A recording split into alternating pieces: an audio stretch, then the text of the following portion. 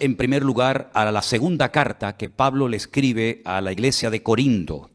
Hemos estado reflexionando en los últimos días, yo creo que en un tema de trascendental importancia. Hoy a la mañana predicaba a través de las redes sociales, a través de Zoom, a nuestra iglesia en Colombia. Había un grupo precioso, tuvieron un grupo de alabanza, un tiempo de alabanza muy lindo, y les compartía algo de lo que voy a leer y compartir con ustedes en esta tarde. Segunda de Corintios capítulo 12. Pablo abre su corazón y cuenta algo que le está sucediendo. Si él no lo hubiera contado, nunca hubiéramos sabido este problema, entre comillas, que él estaba atravesando. No sabemos durante cuánto tiempo tuvo este aguijón o esta espina, como también se traduce en otras versiones, pero vamos a leer el porqué de este sufrimiento en relación a lo que hablábamos el jueves. ¿Cuáles son tus puntos fuertes y cuáles son tus puntos débiles? Leamos la palabra de Dios en 2 de Corintios 12:1. Aunque van a ver que él está hablando como si fuera de otra persona, en tercera persona, es él. Es él el que está contando una experiencia como si fuera otro hombre. Ciertamente no me conviene gloriarme, pero vendré a las visiones y a las revelaciones del Señor. Conozco a un hombre en Cristo, es él, que hace 14 años, si en el cuerpo no lo sé, si fuera del cuerpo no lo sé, Dios lo sabe, fue arrebatado hasta el tercer cielo, es decir, hasta la misma presencia de Dios. Y conozco al tal hombre, si en el cuerpo, fuera del cuerpo no lo sé, Dios lo sabe, que fue arrebatado al paraíso, donde oyó palabras inefables que no le es dado al hombre expresar. De tal hombre me gloriaré, pero de mí mismo en nada me gloriaré, sino en mis debilidades. Sin embargo, si quisiera gloriarme, no sería insensato, porque diría la verdad. Pero lo dejo, para que nadie piense de mí más de lo que en mí ve u oye de mí. Y para que la grandeza de las revelaciones no me exaltase desmedidamente, me fue dado un aguijón en mi carne, un mensajero de Satanás que me abofetee, para que no me enaltezca sobremanera. Respecto a lo cual 3 veces he rogado al Señor que lo quite de mí. Y me ha dicho, bástate mi gracia, porque mi poder se perfecciona en la debilidad. Por tanto, de buena gana me gloriaré más bien en mis debilidades, para que repose sobre mí el poder de Cristo. Por lo cual, por amor a Cristo, me gozo en las debilidades, en afrentas, en necesidades, en persecuciones, en angustias, porque cuando soy débil, entonces soy fuerte. ¿Cuántos dicen amén? Qué experiencia, ¿no? Qué experiencia tan tremenda. Estuvo en la misma presencia de Dios, en lo que él llama el tercer cielo o el paraíso, es lo mismo. Y dice que allí vio y escuchó cosas que el Señor nunca le permitió compartirlas. Ni con su palabra cuando visitaba las iglesias, ni en las cartas, sino que cuenta por encima la experiencia, pero que sin lugar a dudas tuvo que ser algo realmente tremendo. Cuando el jueves hablamos acerca de la importancia de reconocer nuestras debilidades, nuestros puntos débiles, yo quisiera dejar bien claro que una cosa es el sentirnos débil, incapaces, nerviosos, por una responsabilidad que tenemos por delante, como por ejemplo me está pasando a mí con esto de México, que se está creando una expectativa y se está haciendo toda una, como dice el pastor José Arena, una auténtica revolución que a mí como persona, como hombre, me tiene todo el día temblando. Porque estas cosas a mí sinceramente me ponen muy nervioso. Una cosa es sentirnos débiles, ya digo, incapaces de poder cumplir con esas responsabilidades tan enormes que Dios pone sobre nuestros hombros. Y es bueno sentirse así, porque así no pierdes el contacto con la tierra y no te crees bajo ningún concepto que todo lo puedes y que todo lo sabes y que no hay nada que no puedas superar. Eso es una cosa. Y otra cosa muy diferente es el tema de las debilidades, en las cuales tenemos que trabajar mucho para que se conviertan con el paso del tiempo, con la ayuda del Señor, en puntos fuertes. Amén, hermanos. Si no mezclemos una cosa con otra, porque no tienen nada que ver. Los puntos débiles de nuestra vida no debemos de ocultarlos. Primeramente porque el Señor los conoce. Y como dijimos el día jueves, si esos puntos débiles no los reconocemos y se los entregamos al Señor, son auténticas amenazas en nuestro camino. Es como entrar en un terreno lleno de minas. En cualquier momento puede salir por los aires porque no sabes dónde está el explosivo. Y ocultar los puntos débiles de nuestra vida, permítame ponerles el ejemplo de cuando Faraón en Egipto dio un edicto que dijo que tenían que matar a todos los niños pequeños, lanzarlos al río Nilo para que se ahogaran. Dice la Biblia que una familia ocultó a su hijo durante 3 meses. Y estoy hablando nada más y nada menos que de Moisés. Es imposible ocultar a un bebé. En algún momento llora, en algún momento hace ruido. Y cualquier madre que ya hubiera tirado al río o lo hubieran tirado al río a sus hijos, al ver a la vecina con su hijo escondido, probablemente te podría delatar y decir, ¿por qué yo tengo que experimentar este dolor y tú tienes el gozo y la alegría de poder tener a tu hijo escondido? Pues en cierto sentido, tratar de ocultar los puntos débiles es como decía el salmista, ¿dónde huiré de tu presencia? ¿Dónde me esconderé de tu Santo Espíritu? Ya que todo Dios lo ve, lo conoce y lo sabe perfectamente. Es absurdo intentar ocultar nuestros puntos débiles, porque cuanto antes los reconozcamos y los confesemos, pidiéndole ayuda al Señor, antes podremos superarlos y vencerlos en el nombre del Señor. Tratar de ocultar un punto débil, una debilidad de nuestra carne, de nuestro carácter, de nuestra forma de ser, es como intentar ocultar un cadáver en casa. Tarde o temprano el olor va a salir por todas partes y es imposible ocultar la vida de un cadáver en casa. Los puntos débiles huelen a muerte, los puntos fuertes huelen a vida. Y la Biblia habla acerca de la carne, y cuando habla de la carne habla del ego. Habla de lo que somos nosotros, de lo que éramos y practicábamos y creíamos y hablábamos y nos dominaba antes de conocer a Cristo. Gracias al Señor que ahora somos nuevas criaturas en Cristo Jesús, Señor nuestro. Las cosas viejas pasaron, he aquí todo es hecho nuevo. Pero el cristianismo no se vive con un cuerpo glorificado.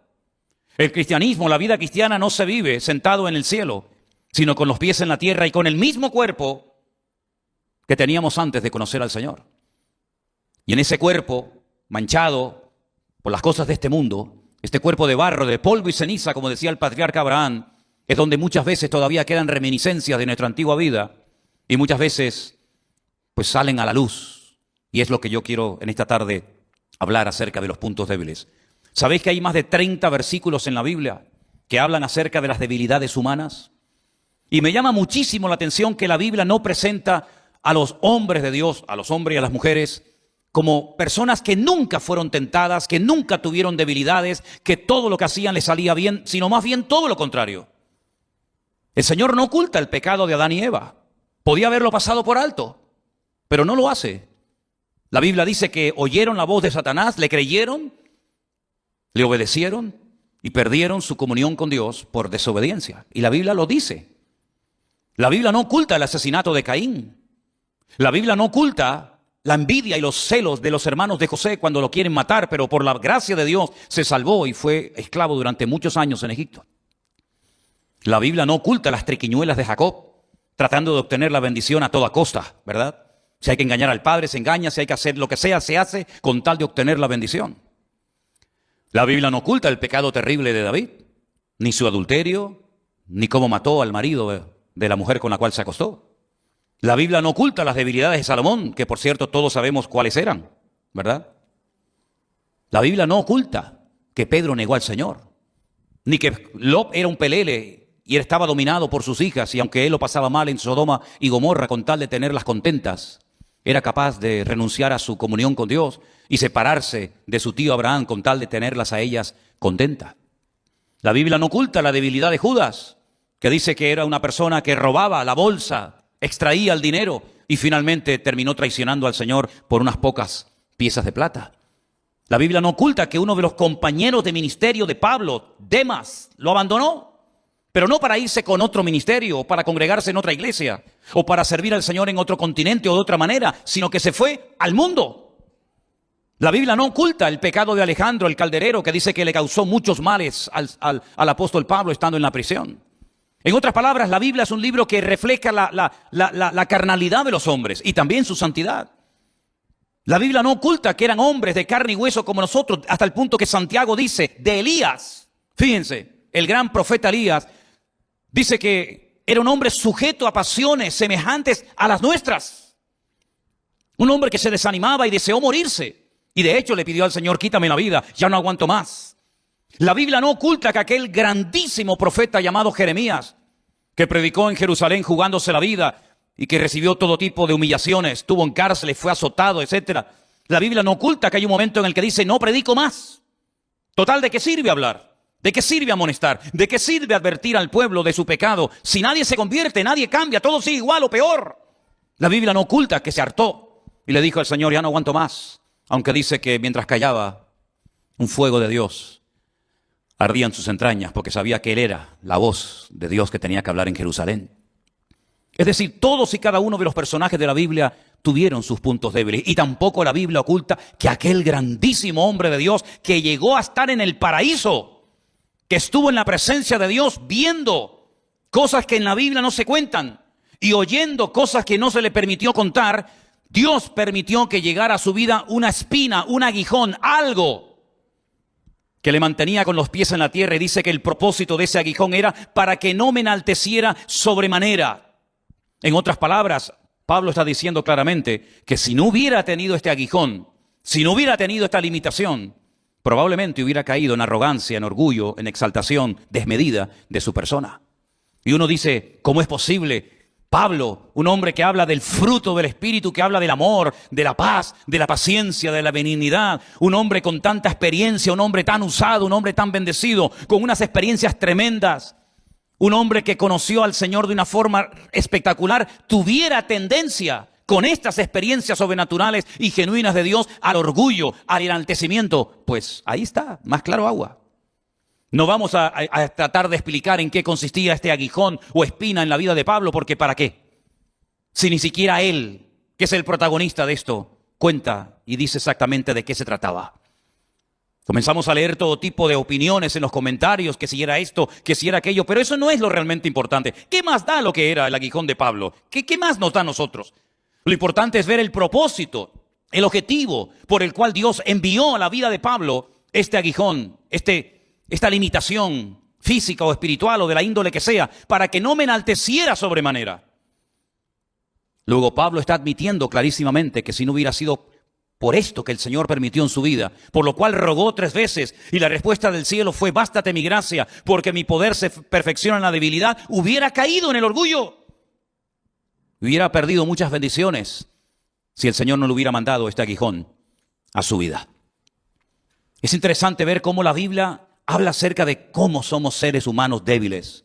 Por mucho tiempo que llevemos en el ministerio, por muchos años que llevemos en los caminos del Señor, todos somos débiles. Y todos tenemos muchas áreas en las que todavía la santidad de Cristo tiene que manifestarse mucho más. Amén, hermanos.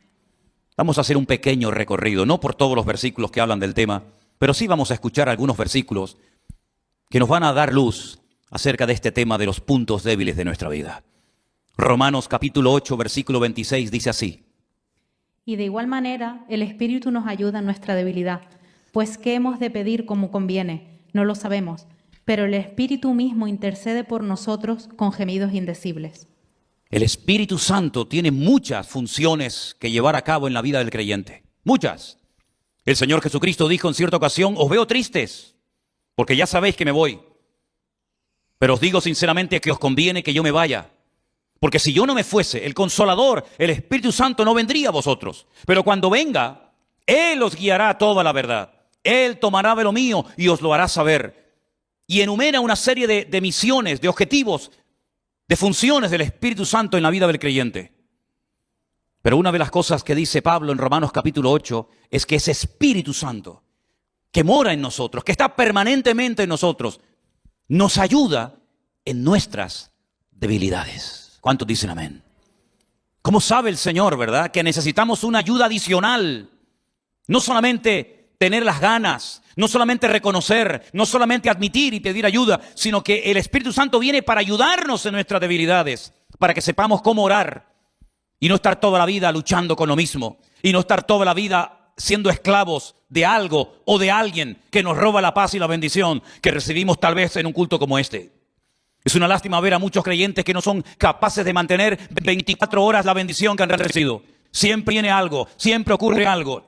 Si no es con el vecino, es con el amigo, o con el padre, con la madre o con quien sea. Y la voluntad de Dios es que tú sepas mantener tu victoria, tu firmeza en el Señor y que nada ni nadie, escúchalo bien, nada ni nadie te arrebate la bendición de Dios. Que no dependas de nada ni de nadie, sino solamente del Señor.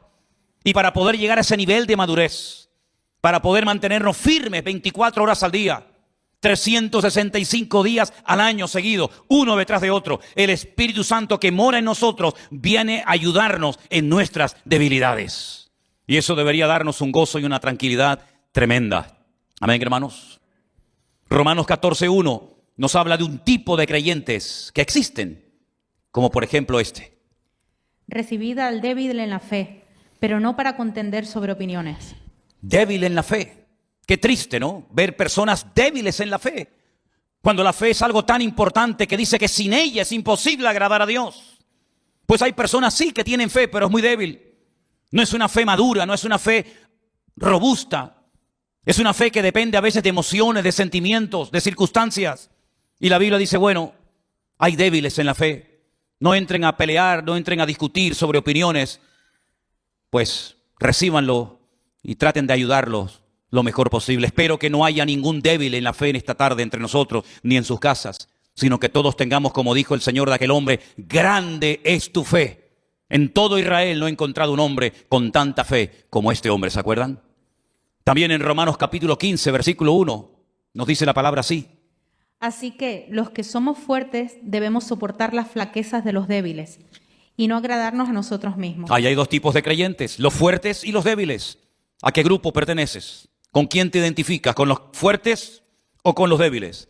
Si dices con los fuertes, pues dice aquí que los fuertes deben de soportar las flaquezas de los débiles y no agradarnos a nosotros mismos. Y si eres del grupo de los débiles, pídele al Señor que salgas de ese grupo lo antes posible y que formes parte de los fuertes y maduros en el nombre del Señor. Tenemos por otra parte un versículo precioso que es un consejo a las personas que son débiles, a las personas que han caído y tropezado, a las personas que han perdido su estabilidad y firmeza en el Señor. Hebreos 11:34.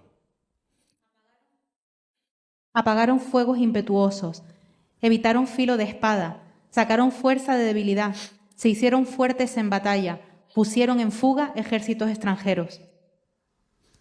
No era ese el que yo decía, pero está bien, sí. El capítulo 11 del libro de Hebreos es extraordinario porque habla de cosas que se lograron hacer en la historia gracias a la fe. No todos hicieron lo mismo. Hay gente que tiene fe o tuvo fe para ir a la guerra y vencer a los enemigos del pueblo de Dios. Pero hay gente que tuvo fe para aguantar sufrimiento y torturas y adversidades. La fe nos ayuda para tantos y tantos aspectos de la vida. Y dice que hubieron personas que sacaron fuerza de la debilidad porque clamaron y se refugiaron en el Señor. Pero en la carta a los Hebreos, en el capítulo 12, verso 12, que es el versículo que es un consejo, dice... Por lo cual, levantad las manos caídas y las rodillas paralizadas. Las manos caídas, los que dicen, he tirado la toalla, pastor. Ya no puedo más con esto. He bajado las manos, me rindo, ya no puedo más. Las rodillas paralizadas, las que ya no quieren avanzar, los que ya no quieren caminar. Han tropezado tantas veces, han hecho tanto tipo de promesas, han decidido, después de un mensaje, tomar una decisión por el Señor y luego no la han cumplido, no han permanecido en el Señor, que dice que a esta gente que ya ha bajado las manos y que tienen ya las rodillas paralizadas, hay que levantarlos y decirles adelante, todavía queda mucho camino por recorrer.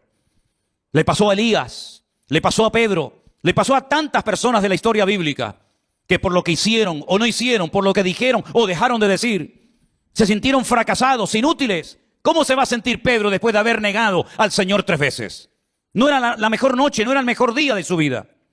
Fue el día malo para Pedro. Fue el día en el que no fue capaz de decir, sí, yo soy un discípulo de Cristo.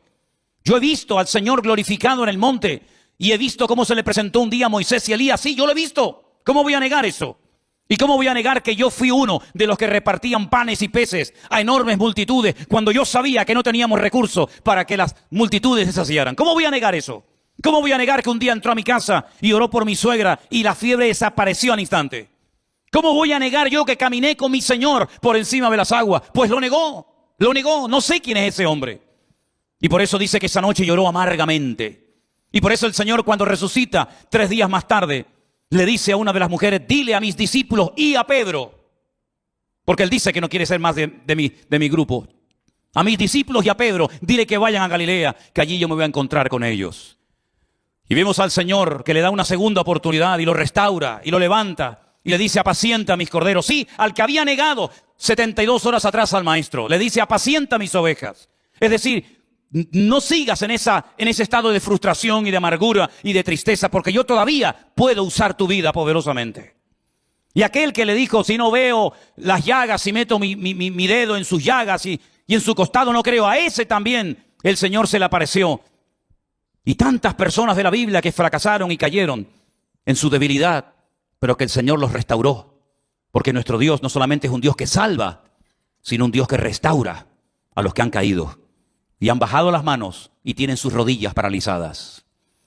También nos dice en el libro de Joel algo muy interesante. Y ahora vamos a dar un giro en el mensaje, porque hay un texto que a lo mejor a priori no se entiende, pero yo lo voy a utilizar y les voy a decir por qué. Joel capítulo 3, versículo 10.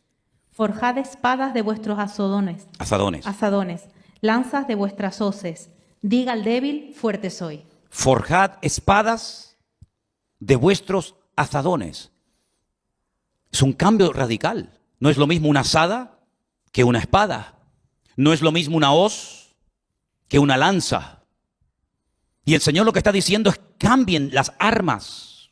Ya no usen azadas, ahora usen espadas. ¿Y no será que a lo mejor el sistema o lo que has hecho para cambiar te ha fallado y estás empeñado en seguir haciendo lo mismo? Quiero recordarle las palabras de aquel hombre que todos conocemos, Albert Einstein, que dijo en una ocasión: si quieres ver cambios, no hagas siempre lo mismo. Y hay personas que están empeñadas que el sistema, que el método que ellos tienen es eficaz. Y lo podemos ver en la sociedad en la que vivimos. Y el Señor Jesucristo la definió como ciegos, guías de ciegos. Si un ciego cae en el hoyo, ¿cómo va a poder guiar a otro? Los dos caerán en el mismo hoyo, en la misma trampa, en la misma red. Nosotros tenemos armas espiritualmente hablando para poder vivir vidas cristianas victoriosas. Piensa en qué has estado haciendo, qué has intentado, qué lugares has visitado, a qué sitios has ido. ¿Qué has estado haciendo para dejar lo que quieres dejar? Para cambiar como quieres cambiar. Porque si no lo has logrado, si no has obtenido éxito en esa empresa, en ese ejercicio, quiere decir que ha llegado el tiempo de cambiar tus armas. Le decía el Señor a los agricultores: dejen de trabajar en el campo y hagan espadas de vuestras azadas. Dejad la hoz y convertirlas en lanzas. En otras palabras, es un cambio de estrategia. Hay que tener una mentalidad diferente, actuar diferente. ¿Por qué? Porque aunque vivimos en la carne, no militamos según la carne. De poco sirve una hoz para ir a la guerra. De poco sirve una azada. Tenemos que tener armas que nos permitan contrarrestar los ataques del enemigo. Porque las armas de nuestra milicia no son carnales, decía Pablo, sino poderosas en Dios para la destrucción de fortalezas. Pablo conocía cuáles eran las armas que Dios nos ha dado a nosotros. Y si quieren pueden leer tranquilamente el capítulo 6 de la carta de Pablo a los Efesios, donde van a ver cómo él describe la armadura de un soldado romano y él aplica cada una de las partes de la armadura del soldado romano a distintas armas que tiene el creyente para defenderse y atacar en el día de hoy. Él observaba que el soldado romano no iba desprotegido en cuanto a la cabeza, sino que llevaba un yelmo. Y él dice: el yelmo es como la salvación. Es decir, el yelmo guarda la cabeza. Y él dice: mentalízate, cambia tu forma de pensar. Eres salvo, por lo tanto ahora ya no puedes pensar, vivir, actuar y comportarte como antes lo hacías. El soldado romano se protegía el pecho con esa coraza. La justicia de Dios en tu vida. Ninguna condenación hay para los que están en Cristo Jesús, porque ahora hemos sido justificados por la sangre de Cristo. Él sabía que el soldado romano necesitaba un escudo para poder repeler los ataques del enemigo. Y él dice, ese escudo lo voy a comparar a la fe. Porque cuando el diablo te lanza un dardo de fuego, tú puedes usar el escudo de la fe y neutralizar al enemigo. Pero hace falta una espada. Hace falta un arma que te permita atacar y neutralizar al enemigo. La espada es la espada del Espíritu, que es la palabra de Dios. Y cuando camines por la vida, ya no caminas en la carne, ya no caminas en el ego, en la arrogancia, en la soberbia, sino ahora con el apresto del Evangelio. Ahora tenemos un mensaje que transmitir, tenemos una palabra que comunicar, el Evangelio de Jesucristo, que dice ir por todo el mundo y predicar este mensaje. En otras palabras, el cristiano no va por la vida desprotegido. ¿Y ahora qué hago? ¿Ahora qué hago? Cada vez que tengo problemas vengo a la iglesia y cuando se me resuelven ya no vengo más. Esa no es la vida que la Biblia describe para ti y para mí. La Biblia nos enseña que es bueno congregarse. No dejéis de congregaros como algunos tienen por costumbre, dice la Biblia. Ya en el siglo I había hermanos que no le daban importancia al congregarse. Pero no es suficiente con congregarse. Tú tienes que aprender a defenderte tú solito, tú sola en casa. Cuando eres tentado, cuando eres calumniado, cuando eres perseguido. A lo mejor vives en una familia donde tú eres la única, el único convertido y se ríen de ti tus compañeros de trabajo. ¿Cómo actúo? ¿Cómo hablo? ¿Cómo reacciono? Como dice la palabra de Dios. Con esas armas. El nombre de Cristo es una de ellas. La oración es otra. La palabra de Dios es otra. Y así cada una de esas armas me ayudan a vivir en victoria. Hay que cambiar las armas. Miren, por ejemplo, esta serie de fotografías que vamos a mostrarles. Esa era un arma muy poderosa hace siglos, la famosa catapulta. Hoy en día sería ridículo ir a la guerra con una catapulta. O con esta otra arma que ven ustedes ahí, sí, que podía matar, hacía mucho daño, la ballesta, pero son armas muy antiguas. Esas armas hoy en día están en un museo, son reliquias que la gente va a visitar. Esas catapultas que lanzaban piedras, esa bola con pinchos que utilizaban en el campo de batalla, en el cuerpo a cuerpo, tuvieron su momento, pero sería ridículo hoy en día mandar a un soldado a la guerra con estas armas. No tiene ningún sentido, están caducadas, ya no funcionan. Nadie va a la guerra con este tipo de armamento. Antes sí, tuvieron su momento, tuvieron su lugar, cualquiera daría lo que fuera por tener cosas como estas. Pero hoy en día hay otro tipo de armas. Comparen eso con una catapulta. Comparen eso con una catapulta. Robots que son capaces de ir a lugares donde no hace falta ni que vaya el ser humano, lo teledirigen para que vaya y dispare. Miren qué misiles que pueden viajar miles y miles de kilómetros a otros continentes y hacer una destrucción terrible. Miren qué armamento. Queridos hermanos, hay armas antiguas y armas modernas. Y en el mundo espiritual ocurre exactamente lo mismo. Cuando tú no conocías al Señor, tenías tus métodos, tenías tus ideas para defenderte, para protegerte, pero no puedes seguir aplicando, no puedes seguir viviendo con aquellos métodos hoy en día tu vida cristiana. ¿Qué hacías antes cuando alguien te criticaba? ¿Qué hacías antes cuando alguien te insultaba? ¿Qué hacías antes cuando alguien te miraba mal? ¿Qué arma utilizabas? ¿El amor? ¿La paciencia? ¿La misericordia? ¿La oración? ¿La bendición? ¿Seguro? ¿Utilizabas el impulso de tus puños, las palabras de tu boca? Sabe Dios qué armas utilizábamos nosotros, ¿verdad? Pero ahora, aunque andamos en la carne, aunque estamos en este mundo, no militamos, no ejercemos en el ejército de este mundo, sino que ahora cuando recibimos ataques y presiones de todo tipo, de arriba, de abajo, incluso hasta de hermanos en Cristo, porque no solamente son los problemas que vienen de la calle, a veces también vienen desde adentro. Y se levantarán de entre vosotros, dice la Biblia, falsos profetas y falsos apóstoles y falsos hermanos. Por supuesto que sí, siempre lo ha habido y siempre lo sabrá. Pero ¿cómo reaccionamos ahora ante todo eso? Con armas diferentes, con armas espirituales, con lo mismo que hacía el Señor cuando le insultaban, que no devolvía otra maldición. Dando ejemplo, comportándonos de una forma distinta y diferente, llevando todo a la oración, a la presencia del Señor y poniendo todo en sus manos, sabiendo que Él es nuestro mejor abogado. ¿Cuántos dicen amén? Si no aprendemos a vivir así, si no queremos defendernos a nosotros mismos, estaremos perdiendo el tiempo y seremos otra vez víctimas de nosotros mismos. Porque dicho sea de paso, el mayor enemigo que nosotros tenemos somos nosotros mismos. Las armas que el Señor nos ha dado son armas poderosas que en el mundo espiritual tienen un efecto destructivo. Fíjate cuando oramos al Señor.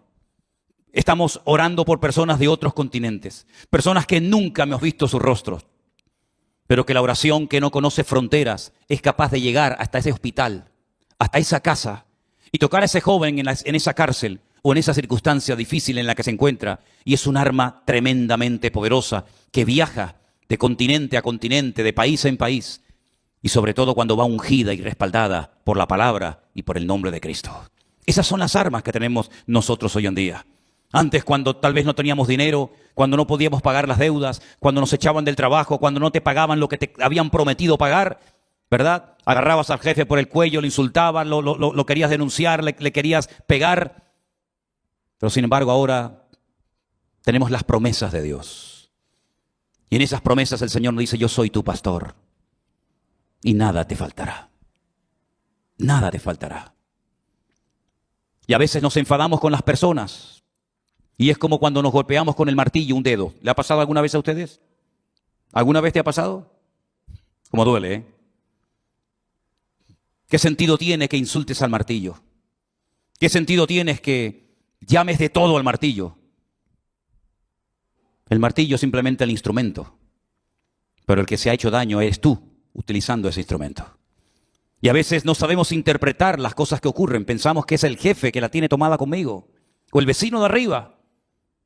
Pero ni una hoja de un árbol se cae sin permiso de Dios. Y cuando ocurre algo es porque detrás de ese algo nuestro Dios está hablando y está tratando de enseñarnos algo. Puedes pelear con el martillo, puedes pelear con la persona, pero detrás de la persona está nuestro Dios, que es el que ha permitido que esa persona te haga o te diga lo que te hace doler. Y así como Pablo le dijo al Señor: quítame esto, y el Señor le dijo: no. Y volvió a pedírselo otra vez y le dijo el Señor: no. Y en 3 ocasiones rogó: quítame este aguijón, esta espina de mi vida. Y el Señor dijo: no te lo voy a quitar, pero te voy a enseñar algo que no has aprendido hasta ahora, y lo vas a aprender sí o sí. Que mi gracia, es decir, mi presencia en ti, es más que suficiente. Y vas a aprender a gozarte, no solamente cuando te aplauden, sino también cuando te persiguen. Y vas a aprender a gozarte no solamente cuando hay una multitud de gente que te escucha, sino cuando estás solo en una mazmorra que nadie viene a visitarte. Allí vas a escribir una de las mejores cartas que jamás en tu vida habías pensado escribir, cuya palabra principal y más repetida será: gozaos en el Señor, regocijaos en el Señor. Otra vez os digo: regocijaos en el Señor. Y vas a aprender a gozarte cuando hay un montón de gente que te escucha y te admira. Y vas a gozarte cuando un Demas te abandone, o cuando un Alejandro el Calderero te traicione, y cuando nadie en tu primera defensa esté a tu lado. Vas a aprender a gozarte en afrentas, en debilidades, en soledad. En todo momento vas a aprender a gozarte. Es decir, el favor que le estaba haciendo el Señor a Pablo con este aguijón fue tremendo. Y tarde o temprano todos nosotros, si el Señor lo cree conveniente, mandará a nuestra vida un aguijón, algo que no nos haga perder la perspectiva de que somos seres humanos limitados y finitos en espacio y en tiempo, pero que tenemos un Dios que se llama El Shaddai, que significa el Todopoderoso o el Suficiente, que estará contigo todos los días hasta el fin del mundo. Bendito sea Dios. Hay lecciones que se aprenden leyendo la Biblia. Las captas, las aprendes, las memorizas, las interiorizas, las pones en práctica, amén. Pero hay otras lecciones que se aprenden llorando y sufriendo, y son las que nunca se olvidan. Por eso decimos en una de las canciones que tenemos en el repertorio de la iglesia: hay dolores que son una bendición. Y las hermanas saben perfectamente, las que habéis sido madres, sabéis perfectamente que vuestros hijos son una bendición, pero los paristeis con dolor. Y esa experiencia que tuvisteis con dolor no se olvida nunca. Y lo que se aprende en la vida cristiana con dolor, con lágrimas, con sufrimiento, no se olvida nunca. Dice la Escritura: y aunque era hijo, hablando del Señor Jesucristo, por lo que padeció, aprendió obediencia. Los seres humanos tenemos ese punto de cobardía, que es querer siempre huir de lo peligroso, huir de aquello que nos pueda hacer o producir dolor, huir de aquellas situaciones que no controlamos. Pero el Señor muchas veces nos mete en situaciones, como por ejemplo cuando describe en el Salmo 23, valles de sombra y de muerte, donde uno dice: sácame de aquí, yo no quiero estar aquí. Pero el Señor dice, pero mi vara y mi cayado te infundirán aliento.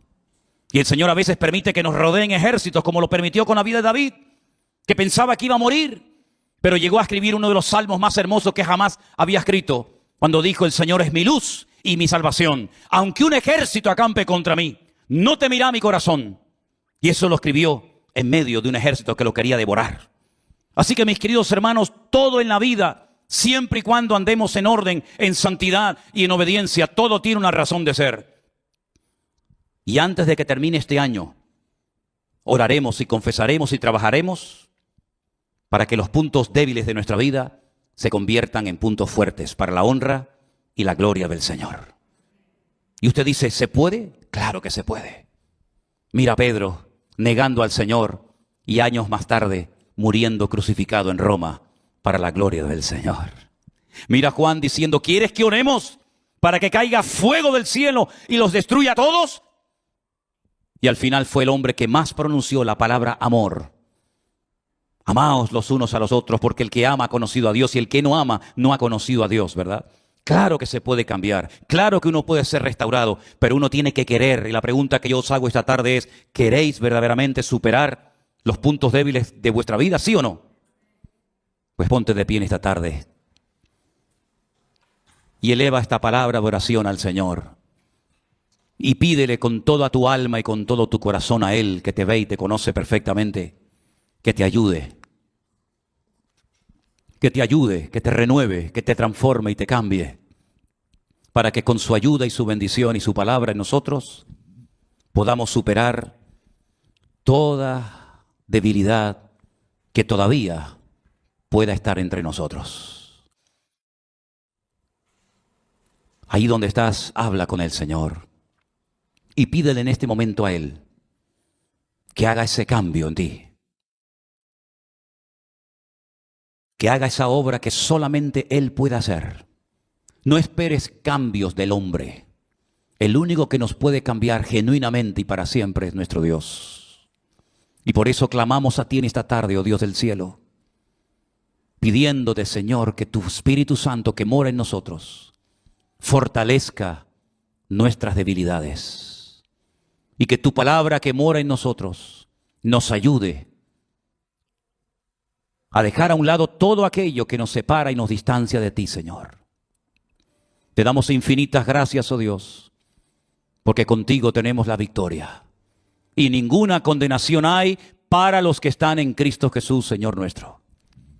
Y por eso, Señor, creemos y confesamos que tú nos ayudarás a ser cada día más fuertes en Dios. Y tu promesa es, diga el débil, fuerte soy. Dígalo conmigo. Fuerte soy. Fuerte soy en el Señor. Aleluya. Bendito sea tu nombre, oh Dios. Levanta conmigo tu mano al cielo y dile al Señor Jesús en esta tarde que renueve tu vida y renueve todo tu ser. Aleluya.